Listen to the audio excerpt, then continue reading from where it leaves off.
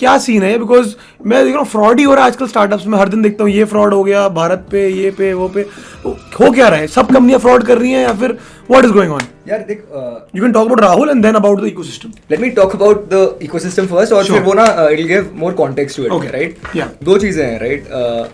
Being mismanaged / over extended, right? या तो आप एकदम फ्रॉड हो, राइट? आपने पैसे लिए ताकि आप वो पैसे साइफन ऑफ करके अपनी जेब में डाल लो, राइट? लॉन्डर करो, निकाल दो, ठीक है? हाँ, वो फ्रॉड है, राइट? Straight up fraud.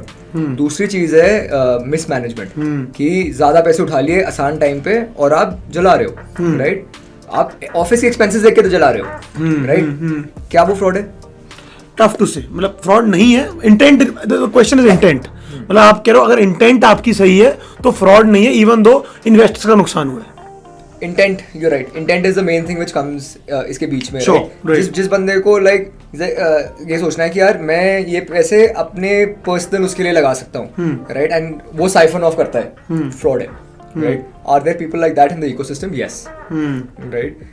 दूसरे साइड पे द क्वेश्चन इज दैट बहुत सारी big companies burn shitloads of money after raising insane amount of capital, right? यार उसका ना ज़्यादा nuanced चीज़ है वो, क्योंकि क्या होता है कि I written a post on this थोड़े time back, right? That some businesses have to spend a lot to build those moats which are basically going to last, let's say 100 years. ठीक है?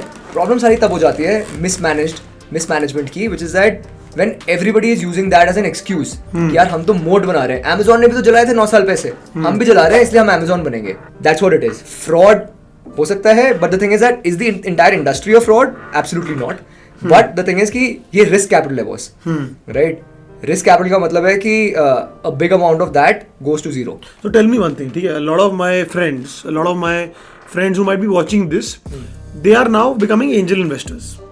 Now as an angel investor मैं किसी company में पैसे लगाता हूँ and अब मुझे भी डर होगा कि भाई अब इतना फ्रॉड अगर जो भी है whatever you call it हो रहा है मार्केट में, तो कहीं मेरा पैसा ना मर जाए या फिर, और मैं तो फंड हूँ नहीं.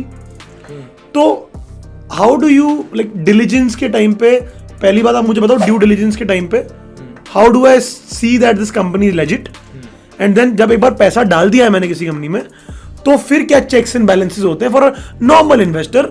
बड़ा फंड मत बोलो, आप एक नॉर्मल इन्वेस्टर के लिए, जिससे कि उसे पता लगता है कि भाई मेरा पैसा सही जगह पे है. That's a good question, right? Because क्या होता है कि in a public company, right, जो स्टॉक मार्केट पे है, there are checks and balances and things like that, but वहाँ पे भी फ्रॉड होते हैं. हाँ, होते हैं. कंपनीज को उनके स्टॉक एकदम गिरते हैं जब फ्रॉड निकलता है, राइट? आई थिंक मार्सिलस का फंड मैनेजर है सौरभ मुखीजा, राइट? मार्सिलस क्या करता है? It's this thing, no, PMS, okay, portfolio management services, and they perform really well, right? So they look at auditors' expense as a total of revenue over the years, right? I think that's the metric, if I'm not mistaken. It's in one of his books. तो क्या होता है कि one of their indicators is that suddenly कि auditors और tax और accounting वाले के expenses are rising way higher, right? They use that as an index that कि there might be something naughty going on. But coming back to your question on कि how does a genuine angel have the confidence कि fraud नहीं हो रहा है? हाँ, कैसे पता लगेगा हमें? See, in that case, right, the simple answer is you will never know for 100% certainty. मतलब आपको फाउंडर को देखना है, अगर आप ट्रस्ट करते हो तो बस करो. देख, you can do what checks, and this question happened in our previous podcast with our previous guest also, right? The thing is that like हम सारे diligence करते हैं, commercial, financial, background checks, this, that, right? And after that you make a call. But the thing is that all of those things are in the past, right? You cannot always foresee somebody's future intention, right? So like everything else in life, some things when they come to, अगर you see that यार integrity वाला बंदा है, इसने पहले कुछ कोई चोरी नहीं करी, सारे लोग ठीक बोल रहे हैं इसके बारे में, राइट? तो रेफरेंस चेक करनी चाहिए. रेफरेंस चेक तो हमेशा करनी चाहिए. Customer reference check. आप मुझे एक एग्जांपल दो विदाउट नेमिंग, या नेमिंग आपके ऊपर है, कि आपने एक कंपनी में रेफरेंस चेक कैसे की. अगर आप नेम कर सकते हो very good, but if you can't, I understand, because I want to make people understand how reference check works. See, there is two types, right? There's actually multiple types, but like the main types, right, is आपके customers आपके बारे में क्या बोलते हैं, आपके employees आपके बारे में क्या बोलते हैं, आपके एक्स एम्प्लॉयज आपके बारे में क्या बोलते हैं, एक्स एम्प्लॉयज तक भी पहुंचते हो? पहुंचते हैं. Depends on who's doing the diligence, right? Because everybody is a stakeholder with you at some point or another, right. And then you try to find out somebody previously that you worked with or a partner that you worked with, right? And try to figure out their experiences, Right. With that particular person, Sure. right? Come back to the whole situation that probably these InfoEdge guys were in, right? And the disclaimer is that neither of us have full information about that. We have read only. We've only read, Yeah. right? So what we are doing is interpreting and trying to Guess. yeah.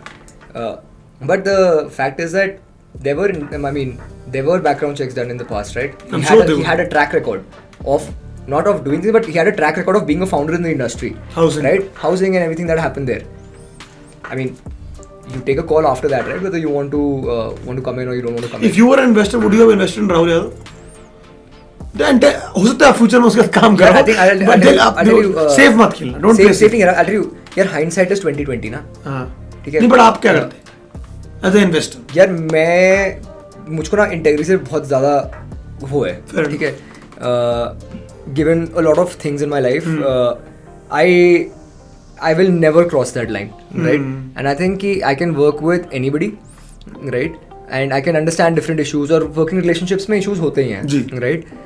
जिस दिन मेरे को पता चल गया कि साला integrity issue है, राइट, वो फिक्स नहीं हो सकता and that is very personal to me, right. So same way, right, अगर मेरी किसी बैकग्राउंड चेक में कुछ ऐसा निकल जाए for another founder, right, I am sorry, right, I will not put in money. Hi, this is Raj Snehil Juneja. Thank you for watching, and for more such insightful content, like, share and subscribe.